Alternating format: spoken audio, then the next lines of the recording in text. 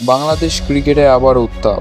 দেশের দুই অভিজ্ঞ ক্রিকেটার সাকিব আল হাসান ও তামিম ইকবালের মধ্যে পুরনো দ্বন্দ্ব ফের সামনে এসেছে। সম্প্রতি এক ফেসবুক পোস্টে তামিম ইকবাল শক্ত বার্তা দিয়ে জানিয়েছেন, কিছু লোক তার বিরুদ্ধে ষড়যন্ত্র করছে এবং তিনি তাদের সঙ্গে কোনোভাবেই এক হতে রাজি নন। তামিম বলেন, আমি আপনাদের সঙ্গে কখনো হাত মেলাবো না। যারা আমার পেছনে লেগে আছেন, আমার বাপ মূর্তি নষ্ট করছেন, তাদের সঙ্গে কোনোদিনও হাত মেলাবো না।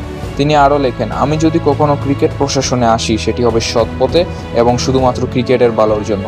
প্রয়োজনে বিসিবিতে না গেলেও চলবে, কিন্তু ওই মানুষগুলোর সঙ্গে কখনো এক হব না। তামিম তার পোস্টে দাবি করেন, তার বিরুদ্ধে তদন্ত কমিটির রিপোর্টটি কোনো অভিযোগ আনা হয়নি এবং তথ্য ফাঁস সংক্রান্ত কোনো প্রশ্নও তাকে করা হয়নি। অথচ একজন ব্যক্তি ব্যক্তিগত মতামতের ভিত্তিতে তার বিরুদ্ধে কথা বলেছেন, যা ইচ্ছাকৃতভাবে ভিন্নভাবে উপস্থাপন করা হচ্ছে। তাদের মধ্যে এই টানাপোড়েনের শুরু 2023 সালে বিশ্বকাপের ঠিক আগে থেকেই। দল নির্বাচন, নেতৃত্ব এবং খেলোয়াড় ব্যবস্থাপনা নিয়ে তখন থেকে বোর্ডের অভ্যন্তরে বিতর্ক চলছিল। সাকিবের একাধিক মন্তব্য, তামিমের হঠাৎ বাদ পড়া এবং বিবৃতি, সব মিলিয়ে দ্বন্দ্বটা স্পষ্ট হয়ে ওঠে। যদিও দুইজনই সরাসরি কখনো একে অপরের নাম নেননি, তবে ইঙ্গিতপূর্ণ মন্তব্য ভক্তদের মধ্যেও বিভক্তি তৈরি হয়।